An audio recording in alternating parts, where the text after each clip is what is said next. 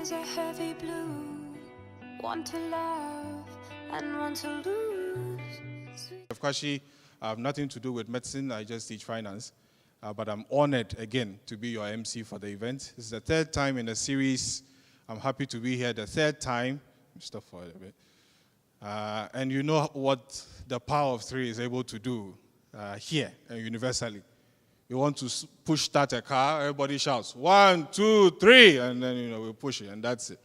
Do you do the same in the ward room when the baby is proving stubborn and doesn't want to come out? The nurses hold their hands together and they shout 1, 2, 3, push! And then you hear the cry of a baby, and there we go. And so I'm very positive about today's event. It's the third in a series, and so greater things will happen here at this meeting. I'm excited to be part of it.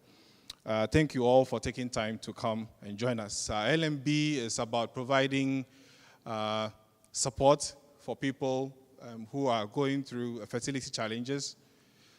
Also, in three directions, pastoral, physiological, and psychological. And today we want to create room for one-on-one interactions with professionals from these fields in rooms behind us. We'll be making consulting rooms right here.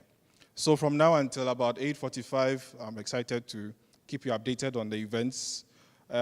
Just a few announcements before we begin, before Godwin comes here to lead us in prayer. I hope you are registered on your way in. If not, please raise your hand. I'll get one of the people to come register you. We have books, Live, Move, Have Your Being in the Time of Womb available today. That's also going for a price I will determine later after I've consulted my accounting professionals. Thank you all for coming, and may we have a blessed program. Godwin, would you please come and lead us in our opening prayer? I will warm up for this. Shall I give a round of applause, please, as he comes? Okay. Please, if you don't clap, they won't allow me to come and MC this program again. They say I don't know how to motivate people. I beg you. Round of applause, please, for Godwin. Thank you.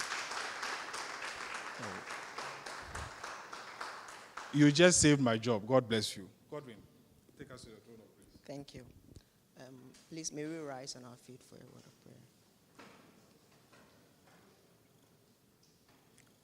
Our Lord and Father, we thank you for you are always mindful of us. We thank you for your protection, for your provision, and for your guidance. In this moment, Lord, we know you are in our midst, and therefore we thank you and we gladly invite you to lead us through this program successfully. Father, as we listen to this crucial lecture and the discussions and the lessons, Father, may we be blessed greatly. May our lives be transformed from this lecture. Father, we know that with you everything is well with us. May any heaviness of heart here, Father, be eased in your name. We thank you this day, and we give you all the praise and glory. In Jesus' name, amen. Amen. Thank you very much. Thank you very much, Godwin, for that powerful prayer. Since some of us here are new to LMB, LMB stands for Live, Move, and Have Your Being. And this comes from an inspiration that the founder of the movement picked up while she was in service one day. The pastor preached on Acts 17, verse 28, and she drew that inspiration from there. She had multiple losses before God graced her with children. She has 2 now, which is fantastic. Shall we give a round of applause for that? That is superb. If you've ever been through a multiple loss, you'll understand how you can come out of that with 2 children. That is a big blessing. And out of that, she thought almost everybody else she spoke to was either going through or knew somebody who was going or having a fertility challenge. And so she decided to reach out with her experience, share it on Facebook, and then she decided to convene meetings like this so that she can reach out and help people. So people who have already been through can be an inspiration to those going through now, and also bring health professionals, etc., to render the services to people who need them direly. There have been responses all over the country.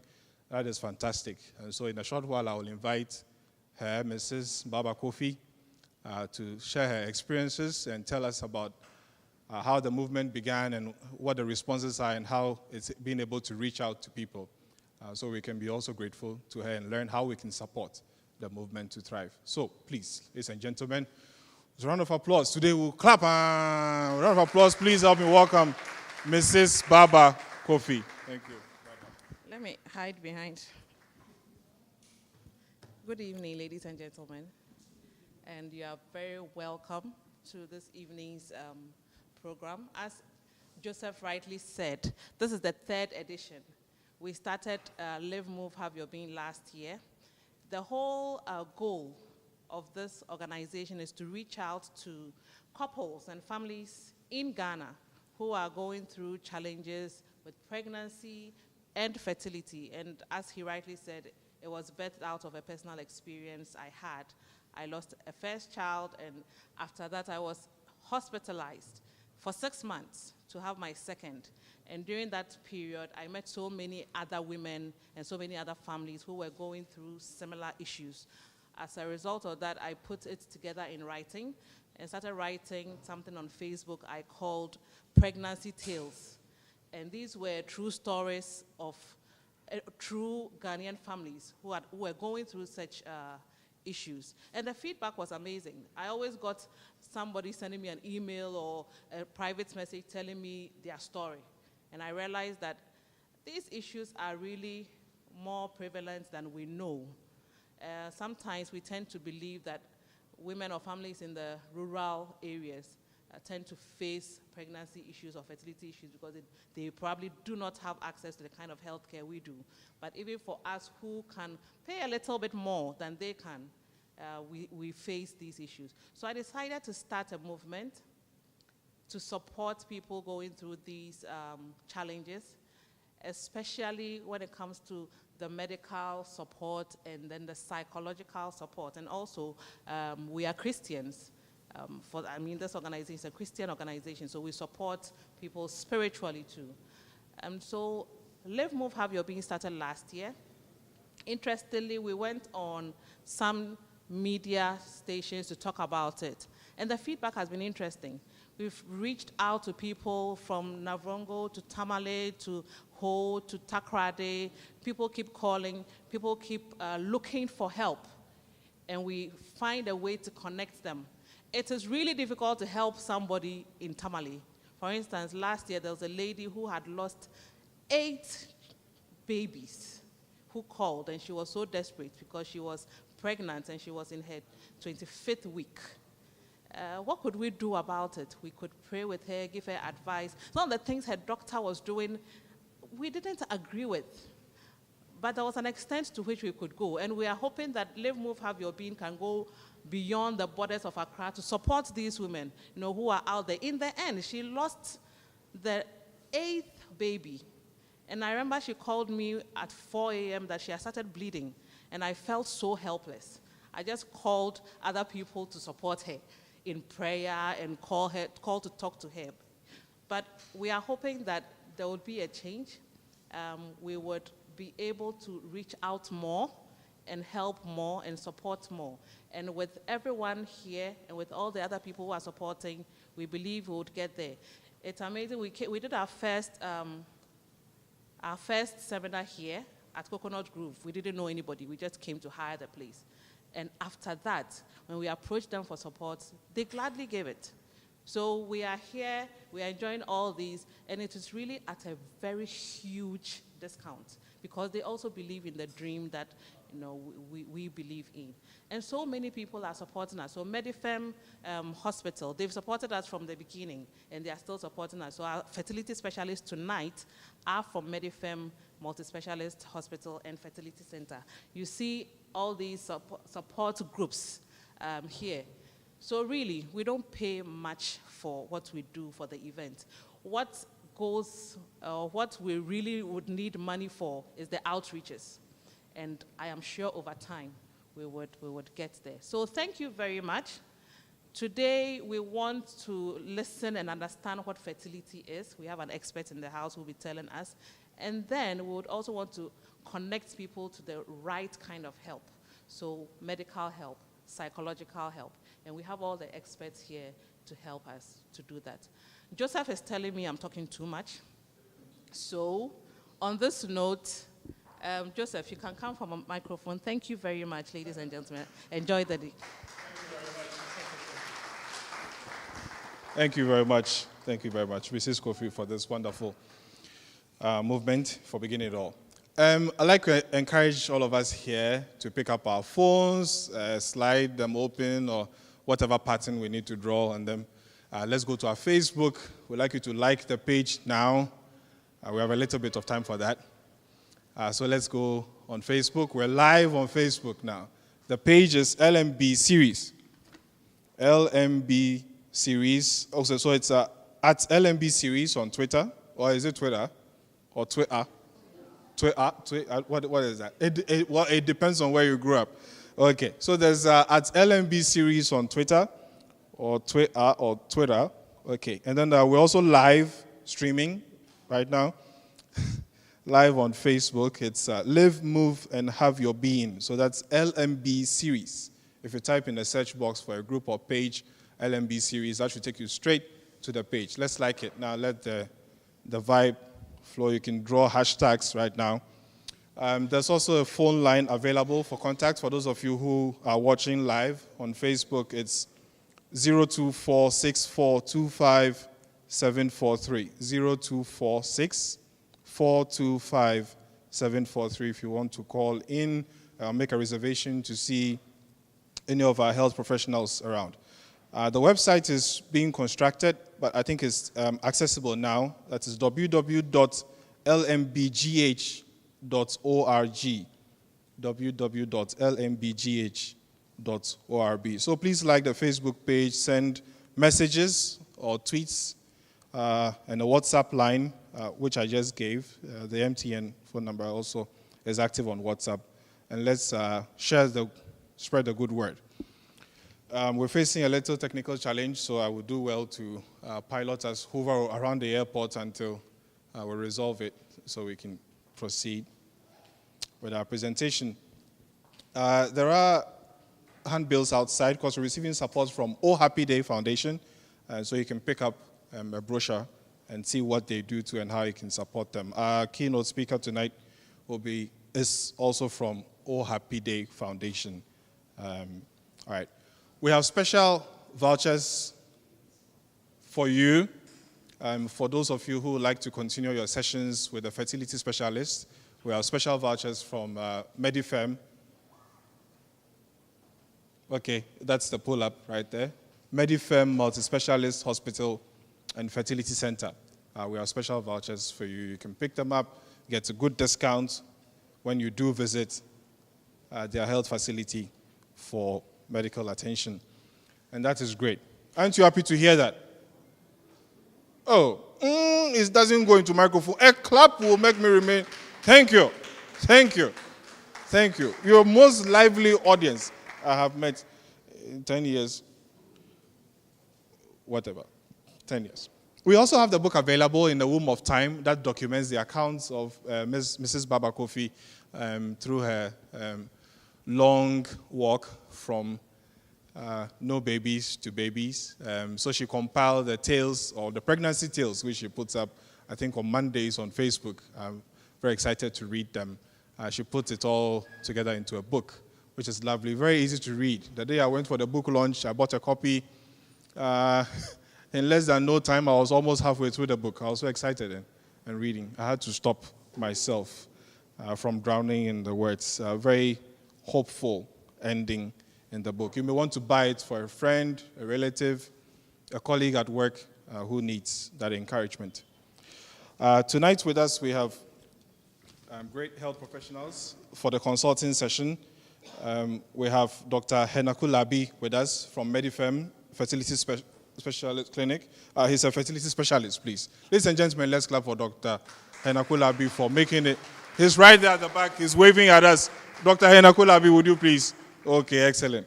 A very beautiful presidential wave at the back. Excellent.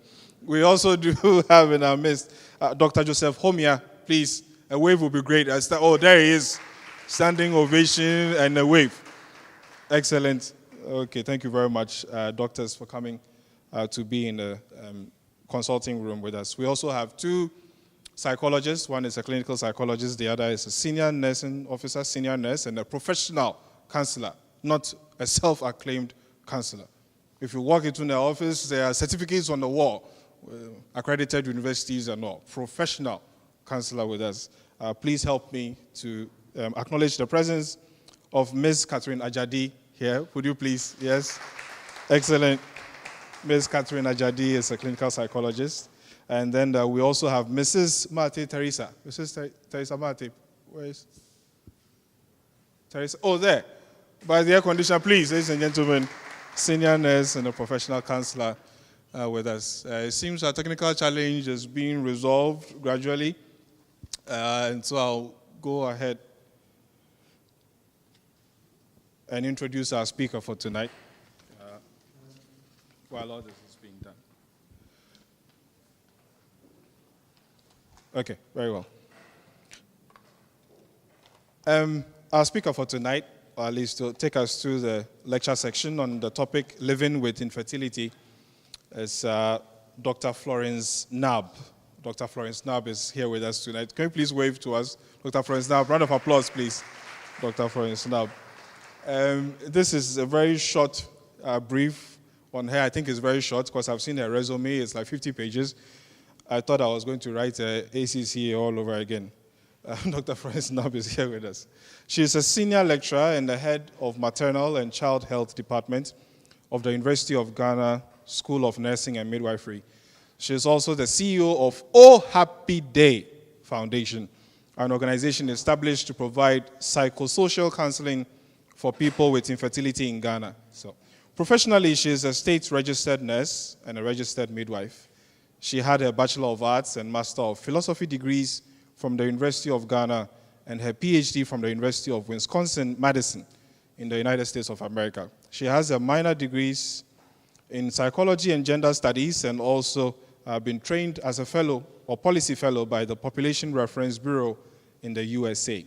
She's a researcher interested in the area of the psychosocial health problems associated with infertility among both men and women in Ghana. Makes her very qualified to deliver this session for us. She has successfully completed research projects on male infertility, female infertility, and the relationship between the beliefs that women hold about being infertile and their psychosocial health problems. She has investigated the levels of depression, anxiety, stigma, stress, and social isolation among women with infertility and examined the relationship between each of these psychosocial problems and the women's beliefs about infertility. She has quite a number of published papers in this area, and we're very grateful and glad to have her deliver this session for us. Ladies and gentlemen, please, with the loudest resounding applause, let's welcome to the podium now Dr. Florence Nab. Thank you very much, Doctor. Doctor, your audience.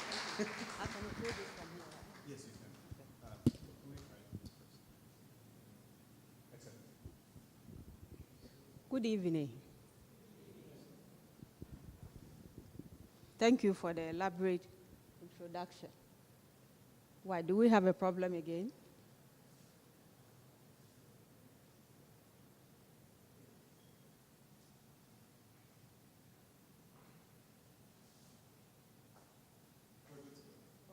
All right. So, good evening once again. We are here to talk about something that is so difficult for a lot of people in Ghana. One of my clients describes infertility as a monster. So sometimes she calls me and she goes, "Doc, I have a question about the monster." And then I know what she's talking about. So I keep asking her, "Why do you call infertility a monster?" And she says, "It's because of the way it makes me feel," which means that there are a lot of feelings around infertility. So today we are here. In fact, I was cautioned by Mrs. Kofi not to sound academic. So I will try as much as possible not to sound academic.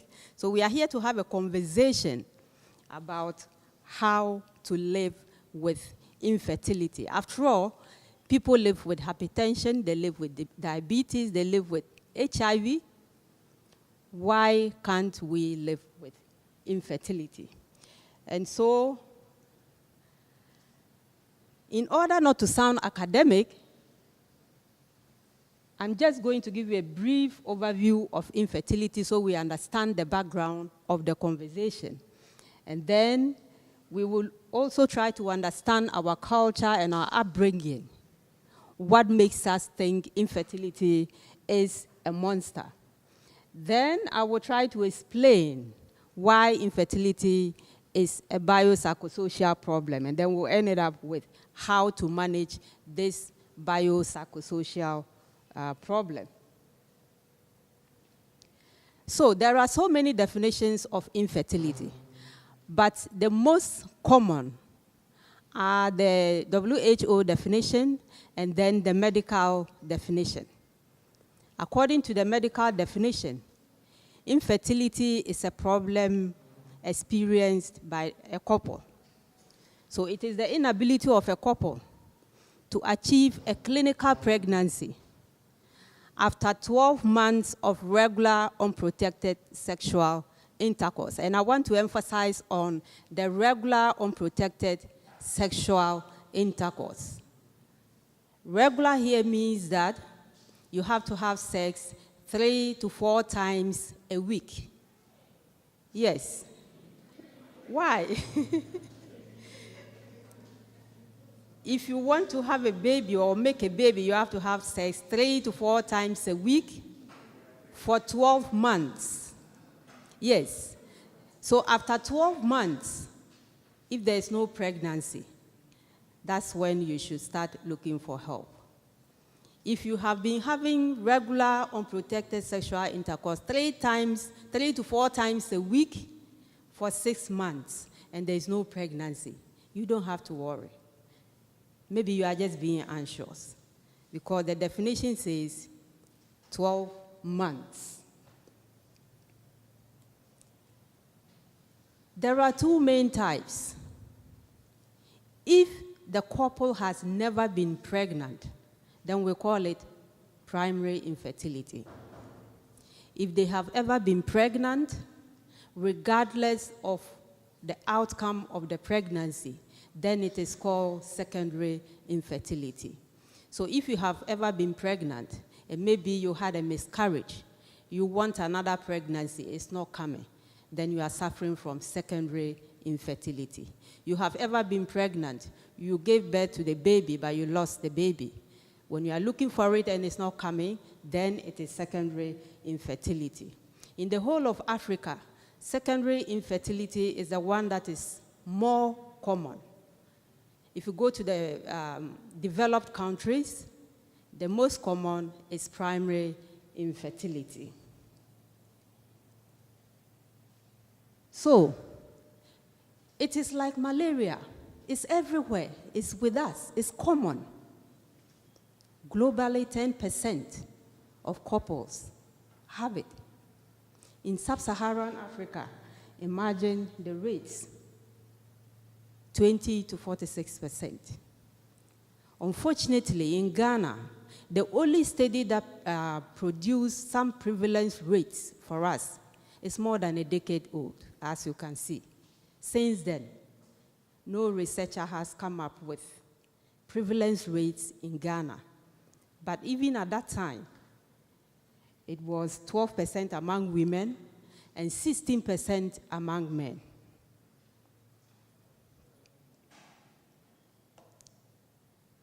So both men and women will contribute equally to infertility. In 40% of the chance, the cause may be from the man. In another 40%, it may be from the woman. The remaining 20% could be a combination of the two, or a combination of problems from both the man and the woman, or we just don't know where it is coming from. So, having given you that background, now let's try to understand who we are as Ghanaians. And this is where I need you to pay attention. This is where the monster comes from. So we are a cultural group of people. We call ourselves a cultural group of people because we have certain similar characteristics. We have some common beliefs, we have values, we have norms. And these beliefs are transmitted from one generation to the other. That is what makes us a common or a cultural group. Now, because we transmit these beliefs from one generation to another, we grow up having those beliefs, we grow up behaving in a particular way, we grow up having certain values and even having a particular kind of behavior, all because of the culture. Now, in order to sustain culture, that is when socialization comes in. I mentioned that these beliefs and values that we have are transmitted. The process of transmitting these beliefs into the next generation is socialization. So we are socialized to understand that certain things are so important to us as a people. And one of those things that is so important to us that we believe in is that we believe that marriage is important in Ghana, isn't it? We believe that marriage is important. Everybody wants to marry, whether a man or a woman. We believe that it is important to have biological children. That's what we all know. We were giving birth into that, and we are still transmitting that into, the next generation.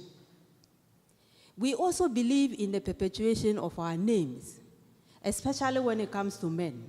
No man wants to die without having somebody bearing his name, because that's what we are told to do, and we do exactly that. So that is who we are as a cultural group of people. Now, before I start explaining how this culture and socialization affect us in terms of infertility, I want to tell you a short story. Recently, I called a cousin of mine in the village, and she was excited to tell me about her 14-year-old. So I said, call her, she'll come and say hello to me. And then I asked the girl, she's 14, what do you want to be in future? This is what she said. Auntie, when I finish school, I want to marry and give birth to children. Because 14, that's what she's been socialized to understand. But at least I was happy to hear that she will finish school and then give birth to 4 children. She didn't say that there's a particular man that I will marry and have the 4 children. The man hasn't come into the picture yet, but she knows the number of children she wants to have at 14. So, the picture you see there, that is that little girl I spoke to. As a cultural group of people, she is growing up with all those beliefs in her head. The second one, she's the same person, nicely grown towards getting married. Finally, she found Mr. Right, and she's married. After marriage, they are happy, as you can see, into each other.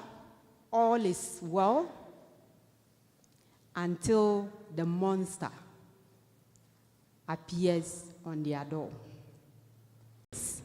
They are still happy because they are really into each other until you and I, when I say you and I, I'm referring to society or people in the public, we start asking questions. You've been married for a year. What is happening? When are we coming for the adore? When is the naming ceremony? Stop wearing trousers so you can get pregnant. No high heels so you can get pregnant. And that is what tears them apart. But as a cultural group of people, that is what we know. And some of us don't even know that we are causing any harm.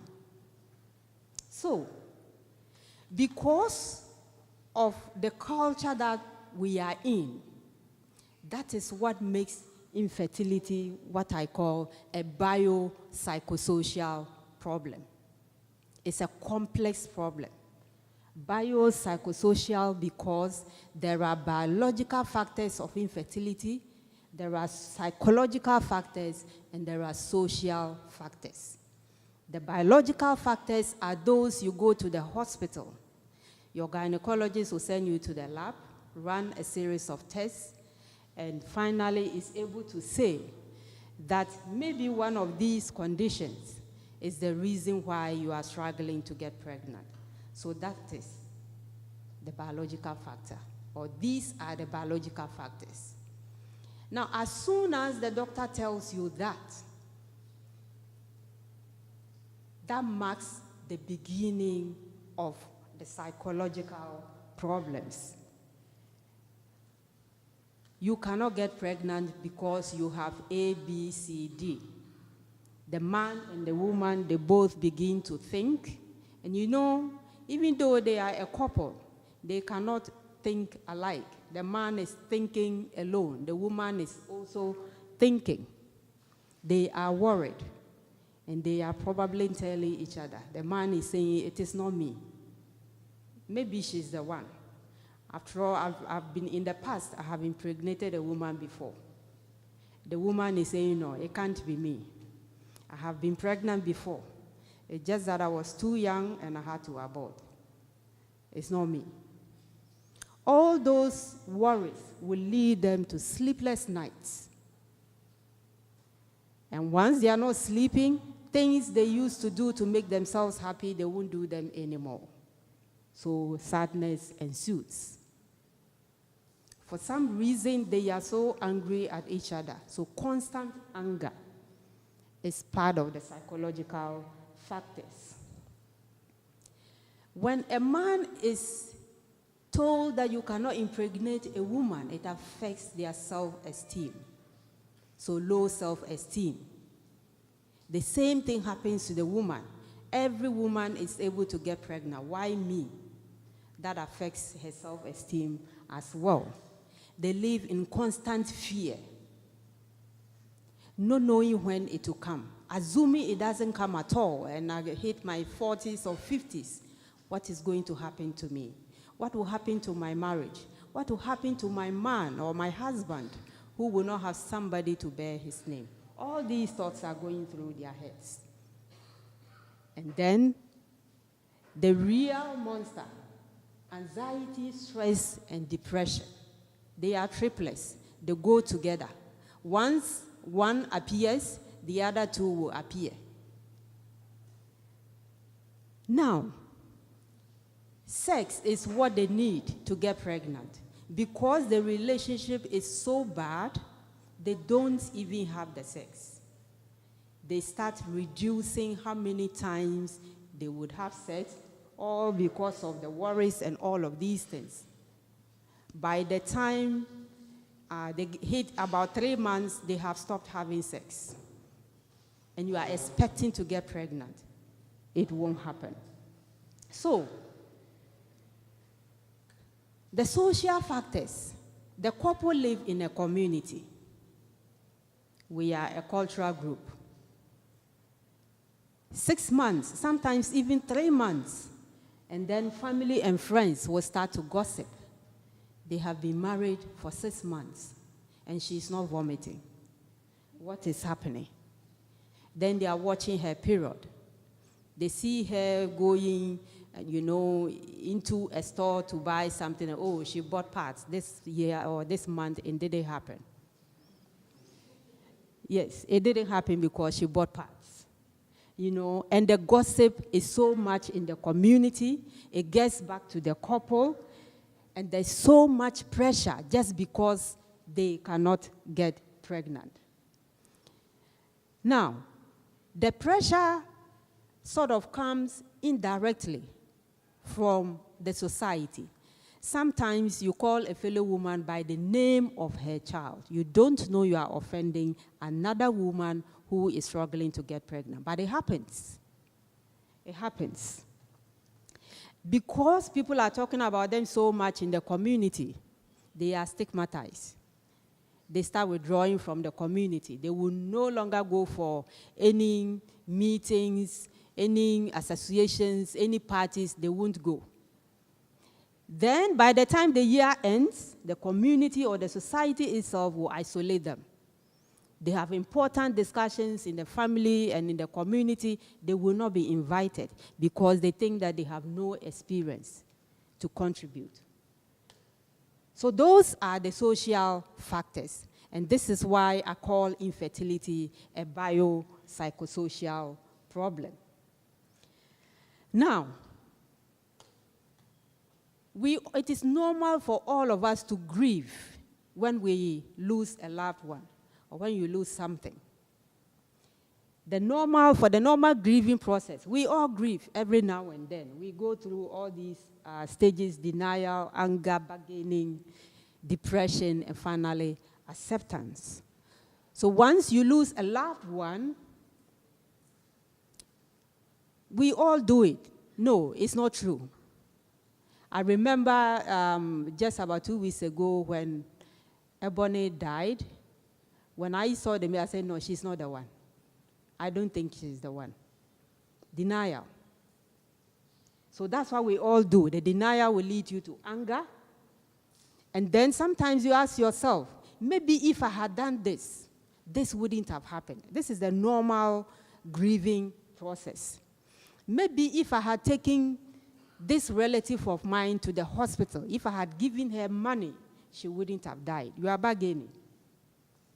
And then that will lead you to some deep sadness for a short moment. You are out of it, and you accept that, okay, it is true. She is gone. But life must move on. Now, in terms of infertility, people with infertility also go through this grieving process. The difference is that the intensity is so high in each of these steps.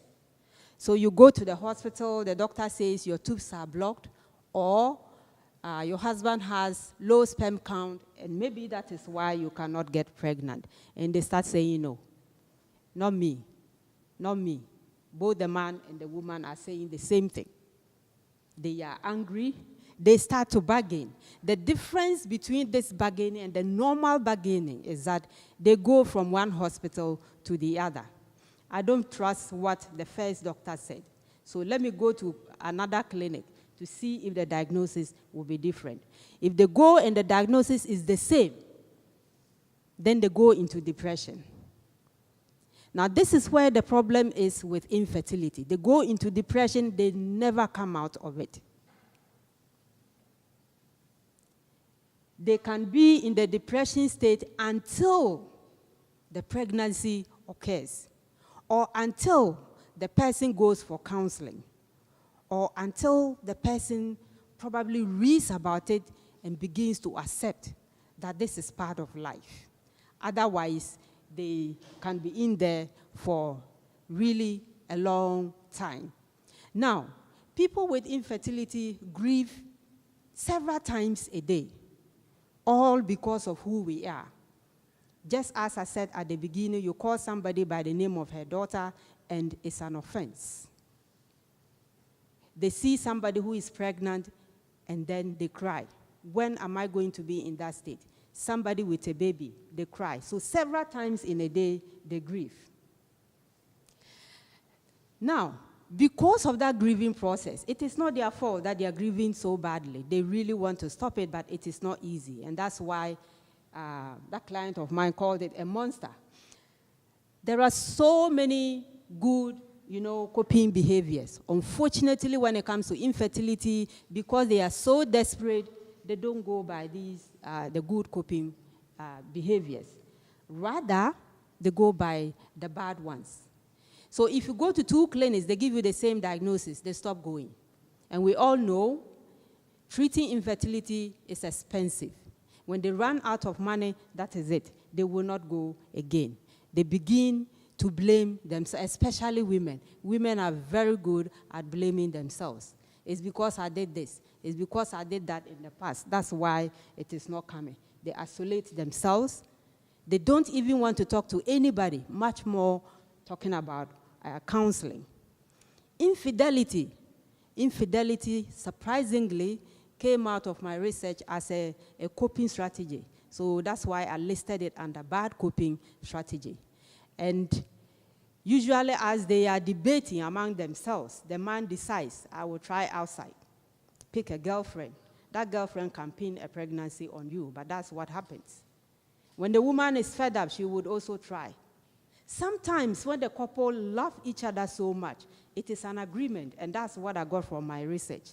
They agree that the woman should go out, and then if you are lucky, you come home with a pregnancy, and the man will accept it. It is still a bad coping strategy.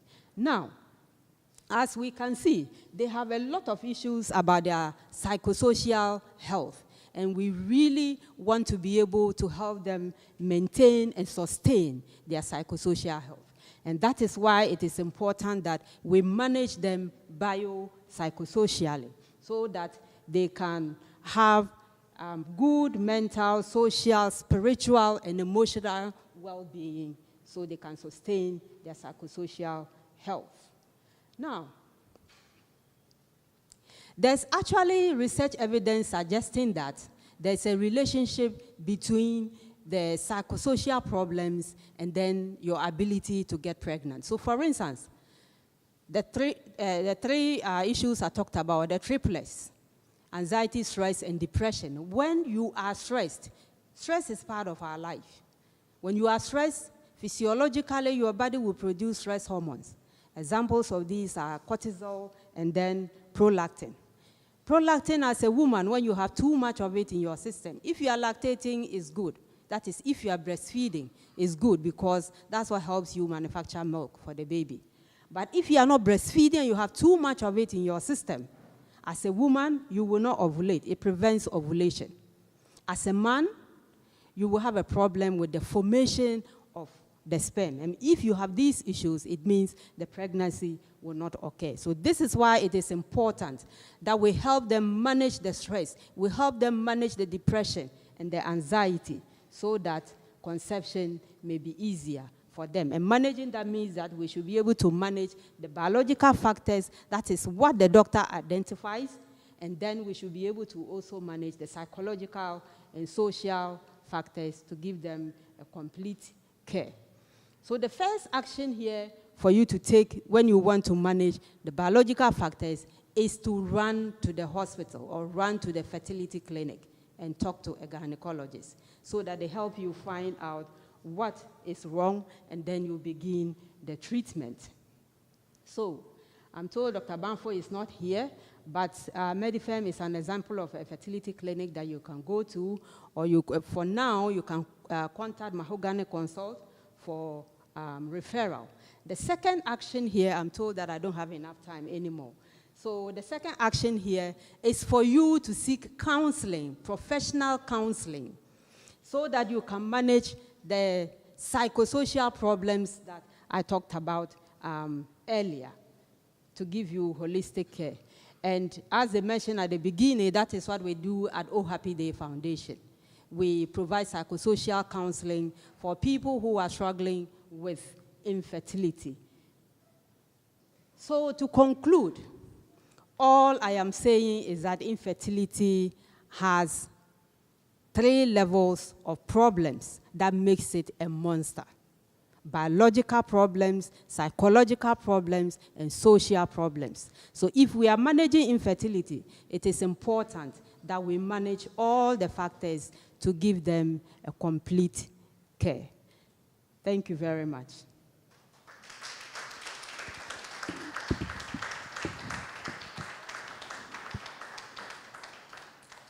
Like we say in Ghana, you can do it better, please. You can do it better. Oh, hello. Thank you very much. Thank you very much, Dr. Florence Knapp, for this very informative and encouraging presentation.